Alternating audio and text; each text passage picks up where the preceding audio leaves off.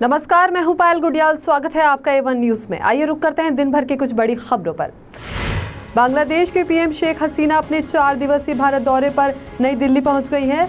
7 साल के लंबे अंतराल के बाद भारत पहुंची हसीना की अगवानी के लिए पीएम मोदी खुद इंदिरा गांधी अंतर्राष्ट्रीय एयरपोर्ट पहुंचे। सूत्रों के मुताबिक पीएम हसीना की अगवानी करने इंदिरा गांधी अंतर्राष्ट्रीय एयरपोर्ट जाने के दौरान मोदी ने आम नागरिक की तरह सामान्य ट्रैफिक का इस्तेमाल किया।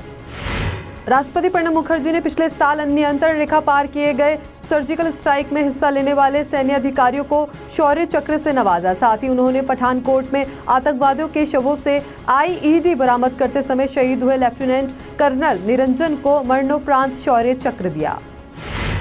बीजेपी के 37वें स्थापना दिवस के मौके पर उत्तराखंड के सीएम त्रिवेंद्र सिंह ने मंच से ऐसी बात बोल गए जिसे सुनकर सभी हैरान रह गए। पहले तो त्रिवेंद्र सिंह रावत ने अपने संबोधन में उत्तराखंड को उत्तरांचल कह डाला, वहीं उसके तुरंत बाद उन्होंने मंच से बीजेपी प्रदेश अध्यक्ष अजय भट्ट को यशस्वी मुख्यमंत्री बताते हुए सभी को हैरत में डाल दिया।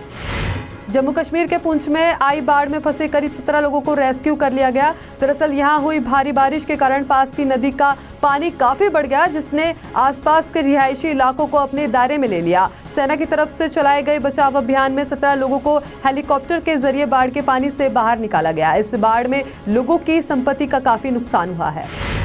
यूपी में योगी आदित्यनाथ की सरकार अब स्कूली शिक्षा की ओवरहोलिंग में जुट गई है। डिप्टी सीएम और शिक्षा मंत्री दिनेश शर्मा ने कहा कि राज्य के स्कूलों में योग सिखाया जाएगा। साथ ही कहा कि अंग्रेजी पहली क्लास से ही पाठ्यक्रम का हिस्सा होगी। वीएचपी नेता साध्वी प्राची ने फिर दिया विवादित बयान। साध्वी प्राची ने मुरादाबाद में एक सभा में कहा कि जो बहनें तलाक से परेशान हैं, उन बहनों के लिए सलाह देती हूं कि वो ऐसे धर्म को छोड़कर हिंदू धर्म परिवर्तित कर ले। मेरे हिंदू समाज के बेटे तैयार हैं, उन्हें कहे आई लव यू, मेरे बेटे शादी करने को तैयार हो जाएंगे। तमिलनाडु में लोकप्रिय नेता और पूर्व मुख्यमंत्री जयललिता के निधन के बाद AIADMK पार्टी ओ पनीरसेल्वम और शशिकला में बंट गई है और दोनों के बीच जयललिता की विरासत को लेकर लड़ाई जारी है। वहीं इसके चलते चेन्नई की राधाकृष्ण नगर सीट पर होने वाले उपचुनाव के लिए एक दल ने जयललिता के शव की डमी के साथ प्रचार किया।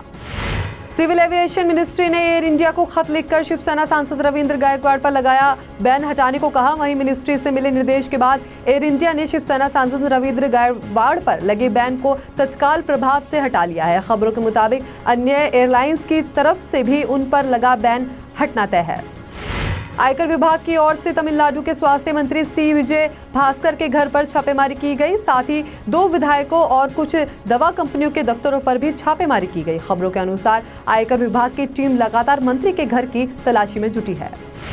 महाराष्ट्र विधानसभा के बजट सत्र में शामिल होने के लिए बीजेपी विधायक नरेंद्र मेहता महंगी कारों में शुमार अपनी लैम्बोर्गिनी कार से पहुंचे। खबरों के अनुसार अपनी चमचमाती कार को मीडिया के कैमरों से घिरा देख विधायक नरेंद्र मेहता बेवजह की कंट्रोवर्सी के डर से यू टर्न लेते हुए अपनी लैम्बोर्गिनी के साथ निकल गए। बता दें कि विधायक ने पिछले साल अगस्त महीने में अपनी पत्नी को जन्मदिन पर कार गिफ्ट की थी।